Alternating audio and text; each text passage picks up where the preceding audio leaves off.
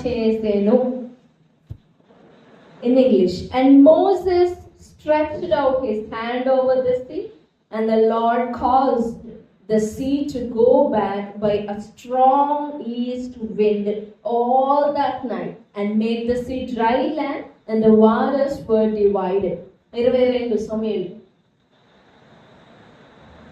నీళ్లు విభజింపబడగా ఇశ్రాయేలీలు సముద్రము మధ్యలో ఆరిన నేల మీద నడిచిపోయిరి. ఆ నీళ్లు వారి కుడి ఎడమ ప్రక్కలను వారికి గోడ వలె నుండెను. English. And people of Israel on dry ground, the waters became a wall to them on their right hand and on their left. The waters became a wall by supporting them on their right hand, on the right side and on the left side. Waters became the pillars for them, and waters became an arch for them. Arch చూసారా మీరు ఎప్పుడైనా? ఇశ్రాయేలీయులకి దేవుడు arch ఎలా కట్టాడు తెలుసా? Praise the Lord. రాజమార్గం, అదేమనాలి దాన్ని, గవిని, స్టార్టింగ్ పాయింట్ అన్నమాట వాళ్ళకి. ఏంటిదో తెలుసా వాళ్ళ ఆర్చ్? ఏంటిది? నీళ్ళు. Praise the lord. నీళ్ళు వాళ్ళకి ఆర్చిగా నిలబడ్డాయి. ఇసుక కాదు, కాంక్రీట్ కాదు, రాయి కాదు, ఏ వెలగల రాళ్ళని తీసుకురాలేదు దేవుడు. నీళ్ళు నీళ్ళు నీళ్ళు నీళ్ళు. ఆ సైడ్ అన్ని ఇంకా భారతనే ఉన్నాయి నీళ్ళు. ఆ నీళ్ళని అసలు నీళ్ళే మాత్రపోవండి, వాటిని చూడడానికి నీళ్ళే మాత్రపోవి.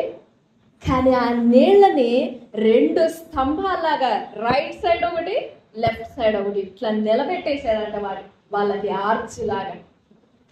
దానిలో గుండా రాజులు నడిచిపోవాలా అలాంటి అద్భుతమైన ఆర్చ్ల క్రింద. కానీ అలాంటి అద్భుతమైన ఆర్చ్ కింద ఎవరు నడిచారు? దేవుని స్వాస్థ్యం.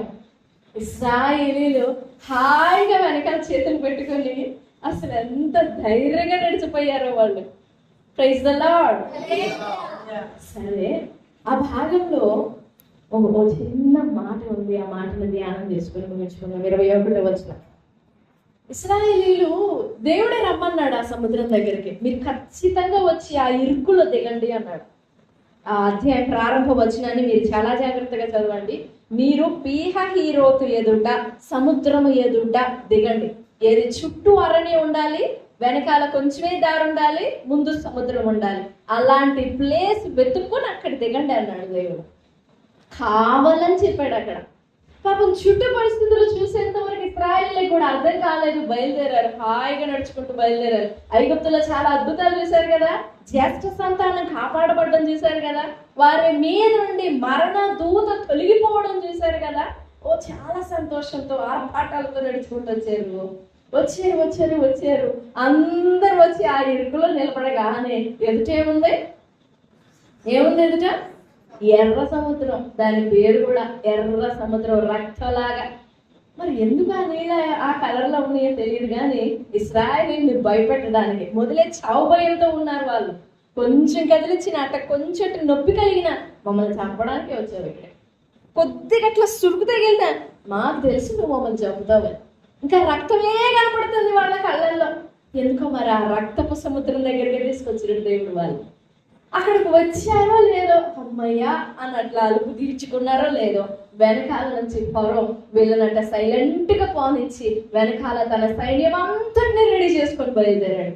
తన దేశములో రథాలు ఎన్నున్నాయో మొత్తం ఏరుకొని మరి వచ్చాడు. మొత్తం రథాలు, రౌతులు, ఎవరెవరు యుద్ధం చేయగలరు, ఆ గుర్రాలను స్వారీ చేయగలరు, అన్ని తీసుకొని బయలుదేరాడంట. ఇంకా దేశంలో ఏం లేవు, యుద్ధం చేయగలిగిన వాళ్ళు ఎవరు లేరు దేశంలో. మొత్తాన్ని తుడిచిపెట్టుకొని వచ్చాడంట. ఇశ్రాయేలీని పట్టుకొని మళ్ళీ తీసుకొని పోవాలి, మళ్ళీ నా చేతుల్లో చిక్కించుకొని వాళ్ళ చేత వెట్టి చాకిరీ చేయాలి అని అలాంటి ప్లాన్తో వచ్చాడంట. అక్కడ వ్రాయబడి ఉంది 24 వచనం చూడండి. అయితే వేకువ జామున యెహోవా ఆ అగ్ని మేఘమయమైన స్తంభము నుండి ఐగుప్తీయుల దండు వైపు చూచి ఐగుప్తీయుల దండును కలవరపరచి, చాలు. ఆ అగ్ని మేఘమయమైన స్తంభము 19. అప్పుడు ఇశ్రాయేలీయుల ఎదుట సమూహమునకు ముందుగా నడిచిన దేవదూత వారి వెనుకకు పోయి వారిని వెంబడించెను. ఆ మేఘ స్తంభము వారి ఎదుట నుండి పోయి వారి వెనుక నిలిచెను. దేవుడు ఒక వ్యక్తిని ఎన్నుకున్నప్పుడు, ఒక మనిషిని ఎన్నుకున్నప్పుడు, ఓ మనిషిని ఏర్పరచుకున్నప్పుడు, అసలు ఎప్పుడు ఏర్పరచుకున్నాడు ఒక మనిషిని? ఇందాక స్తుతించాం కదా, మీరు ఎప్పుడు ఏర్పరచుకున్నాడు మనిషిని? పోనీ మీరు ఎప్పుడు ఏర్పరచబడ్డారో చెప్పండి. ఎన్నో సంవత్సరాలు ఏర్పరచుకున్నాడు దేవుడు మిమ్మల్ని? మీకు మీ వయసు ఎంత ఉంటుంది అప్పుడు? అసలు ఏమీ లేవు భూమి మీద. సాతాను అనుకున్నాడు, భూమిని నిరాకారంగా చేసేసినాను కదా, శూన్యంగా చేసేసినాను కదా, ఇక మానవ జాతి ఎక్కడి నుంచి గుడ్డుకొస్తుంది, ఎక్కడి నుంచి అని క్వశ్చన్ మార్క్ వేసుకుంటా ఉంటాడు. కానీ అప్పటికి మనుషుడు ఎక్కడున్నాడు? నువ్వు నేను మనం అందరం ఎక్కడున్నాం? అప్పుడు దేవుని ఆలోచనలో ఉన్నాం. ఎంత సేఫ్గా భద్రపరచబడ్డామో ఆయన ఆలోచనలో నుండి. కొన్ని టైమింగ్స్, మీకొక వయసు, నాకొక వయసు, వీళ్ళకొక వయసు, అలా ఒక్కొక్క వయసును బట్టి ఒక్కొక్క టైంలో వారికి భూమి మీదకి వచ్చినట్లుగా వారికి జీవితాన్ని ఏర్పరిచాడు. అయితే మనం నిర్ణయింపబడిన కాలము భూమి మీదకి వచ్చినప్పుడు కాదు, మనం నిర్ణయింపబడిన కాలము లేదా మనం ఏర్పరచబడిన కాలము మనం భూమి మీదకి వచ్చి ప్రభు ప్రేమను విని రక్షించబడిన ఆ టైం కాదు. మనం ఏర్పరచబడిన కాలము, మనం నిర్ణయింపబడిన కాలము జగత్పునాది వేయబడక మునుపే. ఈ భూమికి మనమే ఏమవ్వాలి? సీనియర్స్. ఈ భూమి ఆకాశాలకి మనమే సీనియర్స్. ఈ సృష్టి అంతటికి మనమే సీనియర్స్. మనకి జూనియర్ అన్నమాట ఈ సృష్టి అంతా కూడా. అందుకే దేవుడు చెప్పాడు, సృష్టిని మీరు శాసిస్తే మీకు లోబడుతుంది. ఎందుకంటే మనమే సుపీరియర్, మనమే సీనియర్స్ కదా. ఆ క్షణంలో ఏర్పరచబడిన మనిషి మీద అప్పటి నుండి ఎప్పటి వరకు కంటికి రెప్పలా కొనుకడు, ఖచ్చితంగా కొనుకడు. ఆయన ఎక్కడో రహస్యంగా ఎవ్వరికి కనపడకుండా చేయాలనుకున్నాడు, కొనకడ. ఆయన నేత్రాలు అగ్ని జ్వాలామయములో తప్పించుకోలేరు. ఎక్కడో దొంగగా అన్ని అపవాది పనులని దొంగ పనులే, అన్ని దొంగ పనులే. పాలిచ్చినట్టు పాలిచ్చాడు, వెనకాల నుంచి సైలెంట్గా దొరుకుంటూ వస్తున్నాడు. దేవుడికి కనపడదు అనుకున్నావా? అంత గుడ్డివాడా దేవుడు? నీ కుతంత్రాలు తెలియవా? తెలియలే, కనపడదులే అనుకుని చూసుకుంటా పోతా ఉన్నాడు. నా కోసం ఎర్ర సముద్రం కూడా చేర్చబడింది, ఐ కెన్ వాక్ అనుకున్నాడు. దేవుడు చెప్పాడు మోషేతో, మీరు ఓరక నిలిచి చూస్తా ఉండండి. ఈ రోజు మీరు చూస్తున్నారు కరుంకు వస్తున్న ఐగుప్తీయులని, ఇక మీరు ఎన్నడూ చూడరు. వాళ్ళు ఇప్పుడు చూస్తున్నారు కదా, చూడవు రేపటి నుంచి. That was a promise and it is a promise. It's always be a promise, a prophecy. చూడవు. సరే, చాలా అద్భుతంగా వాళ్ళ మీద ఎంత శ్రద్ధ పెట్టాడు ఆయన. అంత గురిపెట్టి అబ్రహామును ఏర్పరచుకొని, అబ్రహామును ప్రేమించి, వృద్ధాప్యలో గర్భం తెరిచి, మళ్ళా తర్వాత ఇస్సాకును ప్రేమించి, ఇస్సాకు జీవితంలో ఎంతో శోధించింది అపవాది. మరలా తర్వాత యాకోబుని కూడా చాలా శోధించింది అపవాది. మరలా యాకోబులో నుండి వచ్చిన ఈ సంతానము, ఈ సంతతి వారి మీద ఎంత కన్సర్న్ ఉందో దేవునికి, ఇశ్రాయేలు జనాంగం మీద. నా జ్యేష్ఠ కుమారుడు అన్నాడు దేవుడు. అప్పుడు ఎంత శ్రద్ధ ఉంటుంది దేవునికి. దేవుడు దృష్టి పెట్టిన మనుషుని ఎగేసుకొని పోతుంది అపవాది, ఎగరేసుకొని పోతుంది అపవాది. చిచి నేను పొరపాటును వాళ్ళని వదిలేశాను కానీ నో వాళ్ళు మళ్ళీ తెచ్చుకోవాలన్న. అసలు నీ చేతిలో నుండి రప్పించింది విడిపించిందే నేను కదా, మళ్ళీ నా చేతిలో నుండి విడిపించుకుంటావా? నా చేతిలో నుండి ఎవ్వడును వారిని అపహరింపలేడు. నా అరచేతిలో చెక్కుకున్నాను నేను. Not possible for anyone to catch. అపహరింపలేరు. అంత శ్రద్ధ పెట్టిన ఆ ఇశ్రాయేలు జనాంగం మీద దేవుడు ఎన్ని కార్యాలైనా చేయగలడండి. వాటర్ని నీళ్లను ఆర్చలాగేంటి, బండను పగలగొట్టి నీళ్లు ఇచ్చేస్తాడు. ఆకాశమేఘంలో నుండి ఆహారం కురిపిస్తాడు. గోధుమ పిండి కావాలా పిండే కురిపిస్తాడు. మాంసం కావాలా అరణ్యంలో ఎంతైనా కురిపిస్తాడు. మోషే అన్నాడు, ఈ సముద్రంలో లక్షల కొలది చేపలు చంపిన ఇన్ని లక్షల మందిని నేను మాంసంతో పోషించగలనా? నువ్వేమో కమిట్ అయిపోయావు దేవా, నేను ఎలా చేయాలి? Moses is my hand short. నా చెయ్యి, నా బాహువు తక్కువైనదా? Why are you thinking so little? నువ్వెంత చిన్నగా ఆలోచిస్తున్నావు? పోయి చెప్పు, రేపటి కల్లా పాలన చుట్టూ మాంసం ఉండదని చెప్పు. వాళ్ళు ఎంత తినగలరో, వాళ్ళు ఎంత శక్తి ఉందో తెచ్చుకోమని చెప్పు. శక్తి తెచ్చుకొని నేను సిద్ధపరిచే మాంసం తినమని చెప్పు వాళ్ళకి. అంత శ్రద్ధ పెట్టిన దేవుడు వాళ్ళని విడిచిపెడతాడా? Never going to happen. విడిచిపెట్టలా. అయితే ఈ వాగ్దానాలు కానీ, ఈ సముద్రమును గెలవడం కానీ, సముద్రాన్ని ఇంతకుముందు చెప్పుకున్నాం, అది దేవుడు గొప్ప తూర్పు గాలి, బలమైన తూర్పు గాలి రప్పించి రాత్రంతా సముద్రాన్ని ఎంత ఫోర్స్తో వీచిందో ఆ గాలి, రాత్రంతా వీయగా 2 ముక్కలు అయిపోయింది సముద్రం. దేవుడు తొలగించాడు హలాక్. He caused the sea to be divided. To be divided. Halak అంటే హిబ్రూలో విభజింపబడడం. దేవుడు విభజించిన దానిని, దేవుడు వేరు చేసిన దానిని, దేవుడు కాజ్ చేసిన దాన్ని అపవాది ఎన్నటికీ కలపలేదు. దేవునికి ప్రాణం పెట్టి కొనుక్కున్న మనిషికి మధ్య బంధవారు. దేవుడు జతపరిచిన వారిని ఎవ్వరు, నరులు కాదు కదా, ఇంకెవరైనా కానీ వేరుపరచడానికి వీలేదు. హలాక్ అంటే హీ మేడ్ ఇట్ హ్యాపెన్. విభజించాడు. He divided it. 2 ముక్కలు అయిపోయింది. అది మొదటి మాట. ఇంతకుముందు ప్రభు మాట్లాడిన మాట. ఇప్పుడు ఏంటంటే ఆ సముద్రమును దేవుడు తొలగించాడు. సముద్రాన్ని ఎవరు తొలగించారు? ఫరోనా? మోషేనా? ఇశ్రాయేలీల? అపవాదియా? గాల? ఎవరు తొలగించింది సముద్రాన్ని? దేవుడే.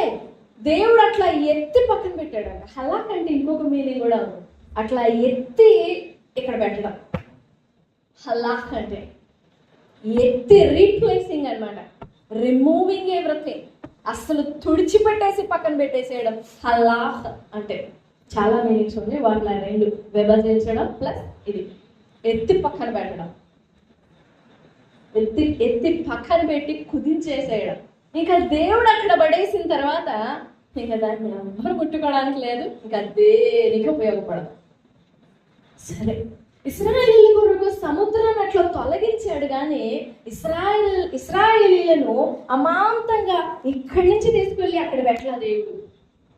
సముద్రాన్ని అయితే తొలగించాడు కానీ ఇశ్రాయేలీలను మాత్రం అట్లా అమాంతంగా ఆటోమేటిక్గా అదేదో ఒక మాయలాగా ఇశ్రాయేలీని ఇక్కడ తీసుకొచ్చి అక్కడ పెట్టలా. మరేం చేయాలి ఆ సముద్రం దాటాలంటే? ఇశ్రాయేలీలు సముద్రం దాటాలంటే ఏం చేయాలి చెప్పండి? ఏం చేయాలి? రథాలు కావాలా? ఇంకేం కావాలి? బైక్ కావాలా? కారు కావాలా? ఏం చేయాలి? ఇశ్రాయేలీలు సముద్రం దాటి అటు అద్దరికి ఒడ్డుకు పోవాలంటే ఏం చేయాలి? సముద్రంలో they themselves have to walk. నడవాలి. నీ సముద్రాన్ని నువ్వే నడవాలి. నువ్వు నడిచిపోవాలి ఆ సముద్రంలో. By that you will experience how wonderful God does and God does wonders. నడవాలి. నీ సముద్రం అదేంటో, అది ఎవరో నీ సముద్రం దేవుడు తొలగిస్తాడు. You don't have to worry about that. కానీ నీ కొరకు మార్గం ఏర్పరచబడిన తరువాత నువ్వే నడవాలి అందులో. You have to take action, you have to have faith, you have to have trust, and you have to have the obedience to move your feet forward. ఆ సముద్రం ఎప్పుడో తొలగించబడింది, ఎప్పుడో పోయింది అది సముద్రం. కానీ మనం నడవాలి అందులో విత్ ఫెయిత్. ఏది గడగడ వణుకుని, అమ్మో ఈ నీళ్ళన్నీ ఎప్పుడు వచ్చి మీద పడతాయో, అమ్మో ఎప్పుడు నా మీద నన్ను ముంచేస్తాయో, అసలు ఆ వాటిని చూడగానే భయం వేసేస్తుంది. అంత లోతులో ఉంది మరి ఆరిన నేల. ఎన్ని వేల అడుగులు ఉందో ఆ నీళ్ళ ఆ గోడ. ఎవరికి భయం వేయదు? ఎవరికి భయం వేయదు? నాకు భయం వేయదు ఎవరైనా చెప్తారా?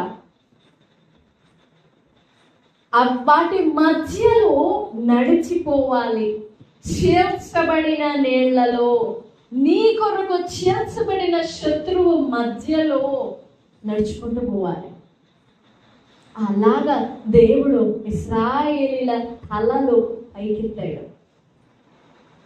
ఆ సంగతి చుట్టూనున్న దేశాల వాళ్ళందరికీ పొక్కిపోయింది. ఇశ్రాయేలీలు పోయి దండర వేసి చాటించలా, మేము నడిచామని రికార్డు, అది బ్యానర్ వేసుకోవాలా, ఫ్లెక్సీ కట్టుకోవాలా ఇశ్రాయేలీలు. కానీ వారు నడిచిన సంగతి, వారి తలలు పైకెత్తబడిన సంగతి జనాలందరూ చూశారు. వినగా వారి గుండెలు చెదిరిపోయినాయి, వారి ధైర్యం చెడిపోయింది. అప్పటి వరకు ఇశ్రాయేలుని గెలవడానికి ఎన్ని జిమ్మిక్కులు ప్లే చేశారు, మొత్తం కుప్పకూలిపోయినాయి. రాహాబును వేస్తే చెప్తున్నాయి, అయ్యా మా గుండెలు చెదిరిపోయినాయి. నీకు తెలియదేమో, మా గుండెలు చెదిరిపోయినాయి. మేమా ఆకాశమును సృష్టించిన వాడైన, సమస్త సృష్టికి కారణభూతుడైన దేవుని ఎదుట మేమయ్యా నిలబడేది. మేము నిలబడలేం. కానీ ఆ దేశంలోనికి ఇశ్రాయేలీయులు రాకుండా గట్టిగా బిగదీసుకున్నారు. వాళ్ళు ప్రాకారాలు పెట్టుకొని, పెద్ద తలుపు ఒకటి పెట్టుకొని బిగదీస్తున్నారు. కానీ ఆ బిగదీసుకుని ఆ టైట్ గా కట్టబడిన, ఆ మూసివేయబడిన ఆ ప్రాకారంలో నుండి ఒక స్త్రీని అంటే బయటికి తెచ్చాడు.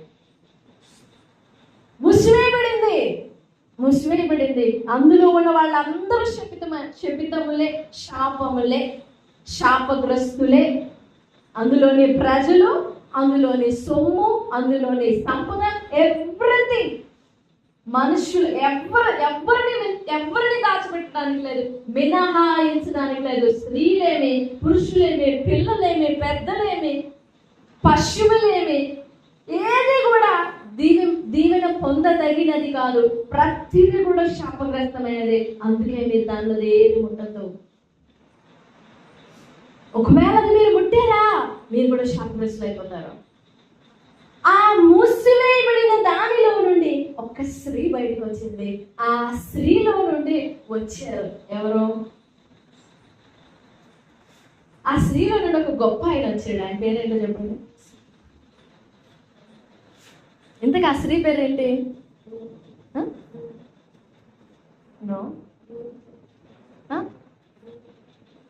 ఆమె పేరు, ఆ ఎరుకు నుండి బయటకు వచ్చిన ఆమె పేరు రాహాబు. ఆమెలో నుండి వచ్చిన గొప్ప మనిషి ఎవరు?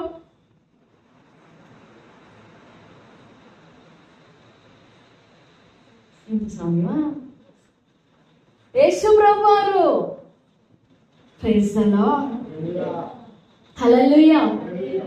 అయితే సముద్రం దాటాలండి, తొలగిపోయింది అది. దాన్ని దేవుడు తీసి పక్కన పెట్టేశాడు. కానీ నడవాల్సిన బాధ్యత మాత్రం మనదే. తల పైకెత్తుకొని నడవాలి, తల పైకెత్తుకొని నడవాలి. Why should be bow before him? కదా, అవునా? వాళ్ళు మునిగిపోతారైతే వాళ్ళ ముందు మనం తరలించేది ఏంటి?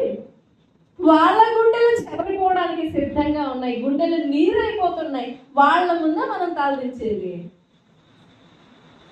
కానీ అపవాది అక్కడ వరకు తీసుకొస్తుంది, బలహీనం చేసేసి. భయం వచ్చినప్పుడు, అవిశ్వాసం వచ్చినప్పుడు ఆటోమేటిక్గా తల దించుతాం.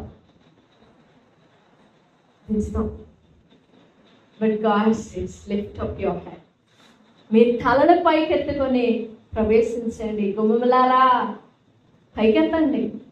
Lift up your head, lift up your face. Experience అవ్వాలి ఆ సముద్రంలో నడవాలి. ప్రభు ఏర్పరిచిన కార్యం అది, ప్రభు చేసిన మహత్కార్యము. ఇంకా ఏ జనులు అని అలా సముద్రాలు వెళ్ళిపోలా. ఇంకా అస్సలు అలాంటి కార్యాలే లేవు. పేతురు నీళ్ళ మీద జస్ట్ అలా 4-5 అడుగులు వేసి ఉంటాడు. ఆ పడవలో నుండి దిగి ప్రభు దగ్గరికి వెళ్తున్నాడు. ఇంకా 2-3 అంగల్లో ప్రభు దగ్గరికి వెళ్ళిపోతాడు. అట్లా నీళ్ళ వైపు చూడగానే ముంచేసి, ఆ నీళ్ళ వైపు చూస్తే భయం వేస్తుంది. మునిగిపోతాం, ఖచ్చితంగా మునిగిపోతాం.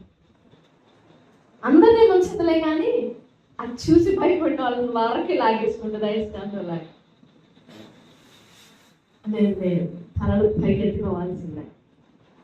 తలలు పైకెత్తి నడవాలి. అది అన్యజనులు చూడాలి, వారు చూడాలి. Praise the lord. మహత్కార్యాలు చేసే దేవుడు, గొప్ప కార్యాలు చేసే దేవుడు, సాహసమైన కార్యాలు చేసే దేవుడు, భయంకరమైన కార్యాలు చేసే దేవుడు. అపవాది ఎంత ప్లాన్ చేసిందో తెలుసా? ముంచడానికి చుట్టూ పరిస్థితులన్నీ చూపించింది. ఇంకా వీళ్ళు ఎక్కడికి పోరలే. ఇంకా వీళ్ళకి చెప్పుకునే దిక్కెక్కడా? ఎవరికి చెప్పుకుంటారు? ఉన్నారు ఎవరైనా? మనం అంటాం కదా, నీ దిక్కున్న చోట చెప్పుకోపో అని. అలా ఇరికించింది ఇశ్రాయేలు. మరణదూత తొలగిపోయినే, మరణదూత గడిచిపోయినని పాడుకున్నారు కదా, ఇప్పుడు వాడని చూస్తా అన్నట్లు ఇరికించేసేది. భయం వేసింది ఇశ్రాయేలుకు, భయం వేసింది.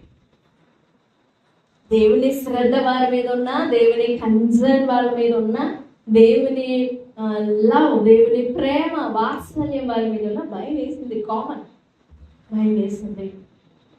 అప్పుడు వెంటనే మోషేకున్న అలవాటు అది, ఎంత చిన్న వైగలగానే వెంటనే మోకరిల్లు ప్రార్థన చేస్తా ఉంటే దేవుడు అంటాడు, ఏంటి నువ్వు ఇంకా ప్రార్థన చేసే దగ్గరే ఉన్నావు? ఇంకా వెళ్ళిపోయి ఉంటావు అనుకున్నా, నువ్వేంటి ఇంకా మోకాళ్ళ మీదనే ఉన్నావు? లేచి సాగిపోమని చెప్పేసి ఇశ్రాయేలుకి అన్నాడు. అప్పుడు మోషే అనుకున్నాడు, ప్రభువా ఎక్కడికి? ఏటా సముద్రంలోకి పోమంటావా? మునిగిపోమంటావా? అన్ని కార్యాలు చేసి ఇందులో ముంచడానికే మమ్మల్ని తెచ్చావు. అలా అయితే అడగలేదు మోషే. ఎందుకంటే 80 సంవత్సరాల ఎక్స్పీరియన్స్ అండి దేవునితో. ఆ పాట అదే, ఐగుప్తులోని జనాంగం అంగలార్పు విన్నాం. వాళ్ళ వెట్టి చాకిరిలో వాళ్ళు పెట్టిన మూలుగులు విన్న దేవుడు ఏడకు వచ్చిన తర్వాత వాళ్ళ ఆక్రందన వినుకొని ఉంటాడా? భలే పొరపడ్డారు. ఫరో కూడా భలే మోసపోయాడు. నా కత్తి దూషణను నా చేతిలో చికించుకున్నాను, ఇంక అయిపోయింది, అవుట్ అనుకున్నాడు. ఇంకొచ్చారు, ఇంక నేను పోయి వాళ్ళని అట్లా తీసుకొని చుట్టేసుకొని తిరిగి రావటమే అనుకున్నాడు. కానీ అలా చుట్టి వేసేటప్పుడు మధ్యలో ఒక అగ్ని స్తంభం ఉందని తెలియదు. అగ్ని మేఘమయమైన స్తంభం. ఆయన రాత్రంతా, ఒకవైపు రాత్రంతా సముద్రం మీద గాలి వీస్తుంది, ఒకవైపు ఏమో ఇశ్రాయేలీయులకి దేవుడు అగ్నిలాగా ఉన్నాడు. రెండు ఒకేసారి జరిగిపోయినాయి. ఇదేంటి, మా ఇంకా ఇక్కడే నిలబడి ఉన్నాడు ఏంటి దేవుడు? పోయి ఆ కార్యం చేయడానిపిస్తుంది. No, his already at the work. My help is on the way. ఒక పాట ఉంటుంది ఇంగ్లీష్లో, భలే ఉంటుంది. God will make a way where there is no way. Where there will be no way in the wilderness, in the sea, and even in the death, valley of the death, God will make a way. My help is on the way. ఇక్కడ ఐగుప్తీయులకి ఇదే కనపడుతుంది. ఏంటి ఇక్కడే ఉన్నాడు కదా, వీళ్ళు ఇక్కడే ఉన్నారు కదా, చిక్కించుకోవచ్చులే తెల్లారినాక. ఇశ్రాయేలు కూడా కొంచెం భయపడి ఉండొచ్చు. అదేంటి దేవుడు ఇక్కడే ఉన్నాడు, కదలేంటి దేవుడు, లేచి నిలబడలేంటి దేవుడు, కార్యం చేయడండి దేవుడు అనిపిస్తుంది. ఒక ఫేసే కనపడుతుంది. 7 నక్షత్రములు 7 ఆత్మలు గలవాడండి మన దేవుడు. Not just 1. 7 కన్నులు, 7 ఆత్మలు, 7 నక్షత్రాలు. Praise the Lord. హల్లెలూయా. ఒక్క ఫేస్ కనపడుతుంది ఇశ్రాయేలుకి, కానీ మోషేకి కనపడుతుంది, అన్ని ఫేస్లు కనపడుతుంది. ఇశ్రాయేలు ఆ స్తంభమే చూస్తా ఉన్నారు, ఏంటి ఇంకా కలదు. ఈ అగ్నిలో పోయి వాళ్ళని కాల్సి వచ్చి కదా మేము హాయిగా ఉంటాం కదా, కొంచెం దారి ఏర్పడుతుంది కదా, ముందుకు వెళ్తాము. వెనక్కి తిరిగిపోవడానిక నీకోసం ఇన్ని కార్యాలు చేసుకుంటూ వచ్చింది, నిన్ను విమోచించుకుంటూ వచ్చింది, మరణదూత చేతిలో నుండి విమోచించింది, వెనక్కి వెళ్ళిపోవడానికా? No, you are not going back. వెనకడుగు ఒక్కడికి కూడా వేయొద్దు. తెల్లవారింది, మోషేతో చెప్పండి, ఇంక వెళ్ళమని చెప్పు ఇశ్రాయేలు. Start your march. On the ready, go. 1 2 3. Praise the Lord. నడిచిపోయారండి. ఎంత విశ్వాసం కావాలో తెలుసు అందులో నడవడానికి, ఎంత విశ్వాసం కావాలి. ఏదో ఊరికి వాళ్ళు 6 నెలలు నడిచిపోయి అని పాడుకుంటాం మనం. అదొక మరణ పునరుత్థానముల జీవితం. అది చావు మరణాల మధ్యలో ఏది చచ్చిపోతామని కాదు, ఆ మరణంలో గుండా నడవడం. ఒకసారి మరణం దాటొచ్చిన తర్వాత మరణం గురించి భయం వేస్తుందా? ఐ నో దట్ అంటా. మరణమా నాకు తెలిసిపోయి అనుమా. ఒకసారి ఏదన్నా ఆపరేషన్ అయిందనుకోండి, మళ్ళీ నెక్స్ట్ టైం ఆపరేషన్కి భయపడతామా? సాధారణంగా అయితే భయపడరు, మామూలుగా అయితే భయపడతారు అనుకో కొంతమంది. ఉంటాం మనలో కూడా కదా. ఒకసారి మరణం రుచి చూసిన తర్వాత ఇంకా మళ్ళీ మరణం ఏంటి? మేము ఐగుప్తులోనే దాటిపోయాం మరణాన్ని. ఐగుప్తులో మా గుడాలని దాటిపోయింది మరణం. We are the address. ఇంకా ఈ సముద్రంలో నడిచిపోవడానికి we are the living walkers, living people. We are the living witness of the Lord. వారి సాక్ష్యం ఇస్తాయి. ఈ రాత్రికాల సమయంలో దేవుడు గొప్పవాడు. నంబర్ 1, ఆయన పరిశుద్ధుడు.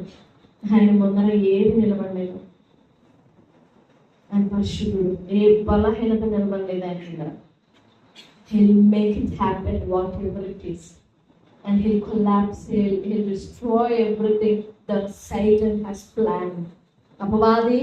అపవాది ఊహించినది, అపవాది కట్టుకున్నది, ఎందులో ఇరికించాలని ప్లాన్ తీసుకుంటూ వచ్చిందో దాని అంతటినీ పూర్తిస్తాడు ఆయన. ఏ నీళ్లలో ముంచివేసి చంపాలనుకున్నాడో అపవాది, ఆ నీళ్లే భయపడి పక్కకు తొలగిపోయింది. మనం చదువుకున్నాం మేము ఒక కీర్తన, సముద్రమా నువ్వు వెనక్కి వెళ్ళిపోవడానికి నీకేమైపోయింది, ఎవరు తరివారు నిన్ను? 114. What happened to you? 114:3. సముద్రము దానిని చూసి పారిపోయాను, యోర్దాను నది వెనుకను. 5. సముద్రమా నీవు పారిపోవుటకు నీకేమి తటస్థించినది? యోర్దాను నువ్వు వెనుకకు మళ్ళుటకు నీకేమి తటస్థించినది? ఏమి కాలా. ఎందుకు పారిపోతుందంటే 2. యూదా ఆయనకు పరిశుద్ధ స్థలం, ఆయన ఇశ్రాయేలు ఆయనకు అధికారం. పరిశుద్ధుల వారు, మరణం దాటుకొని వచ్చిన పరిశుద్ధుల వాళ్ళు. వాళ్ళ నాన్న ముంచడానికి చూసేది. భయపడవా? రవ్వంత మూడుకు కూడా పుట్టదా? ఓ ఐగుప్తీయులారా, ఓ ఫరో, యెహోవా ఎవడు, నేను ఎలా పంపాలి అన్నాడు. వెయిట్ చేసి చూడు, వెయిట్ చేసి చూడు, ఎవరినో చూపిస్తాను అన్నట్లుగా చూపించాడు దేవుడు. మనం దేవునికి చూపవలసిన విధేయత, మనం దేవుడికి చూపవలసిన విశ్వాసం చూపించినప్పుడు ఈ సృష్టి మన ఎదుట నిలబడ్డాయి. ఆ సముద్రం అది ఏదైనా అవ్వచ్చు. హల్లాకిట్ ఒక చోట నుండి తీసి ఎత్తి పడేస్తాడు. హల్లాక్ డివైడ్, ఎత్తి అట్లా పక్కన పెట్టేస్తాడు, డివైడ్ చేసేస్తాడు. అయితే సముద్రం ఎత్తివేయబడగా అందులో నడవాల్సింది మాత్రం మనమే, ఇశ్రాయేలీలే నడవాలి. నడిచిన వారు ఎంత ధన్యులు. మరణ పునరుత్థానాల గుండా, చావు మరణాల గుండా అన్ని లక్షల మంది ఉన్నారు కదా, వారిలో ఒక్కరు కూడా ఉడికినట్టుగా చరిత్ర లేదు. వాళ్ళలో ఒక్కళ్ళు కూడా జడిసినట్లుగా చరిత్ర లేదు. పసి పిల్లలతో సహా ఆ నీళ్లు టచ్ చేసుకుంటూ పోయి ఉంటారు వాళ్ళు. వృద్ధులైతే ఈ గోడని ఆసరాగా పట్టుకొని నడుచుకుంటారు ముందుకి. ఈ నీళ్ళనే గోడ. సొమ్మసిలినలో ఒక్కళ్ళు కూడా లేరు, మనలో కూడా ఉంది సొమ్మసిల్లదు. ఈ లోకం అపవాది తీసుకువచ్చే ప్రతి శోధన, ఆ పరిశుద్ధతకు వ్యతిరేకమైనది ఏది నిలబడినా దాటుకొని పోదాం, ముందుకు వెళ్ళాలి. వెళ్ళినట్లుగా ప్రభువే సహాయపడతారు. అలాగ ప్రభువే మనల్ని నడిపిస్తాను. ప్రభుత్వం వేడుకున్నాం దేవా, ఇశ్రాయేలీలు కనపరిచిన విశ్వాసం, ఇశ్రాయేలీలు కనపరిచిన ఆ ధైర్యం నాకు కూడా దయచేయి. నా ముందర ఉన్న సముద్రాన్ని నువ్వే తొలగించావు. నువ్వు తొలగించగా ఆ దారి నా కోసం ఏర్పరిచావు. ఈ దారిలో నేను నడుచున్నట్లుగా, నా తల పైకెత్తుకొని నడుచున్నట్లుగా నాకు సహాయపడు. ఆ సముద్రం ఏదో నీకు అర్థమైనప్పుడు దేవుడు నీ కొరకు చేసిన కార్యం కూడా నీకు అర్థమవుతుంది.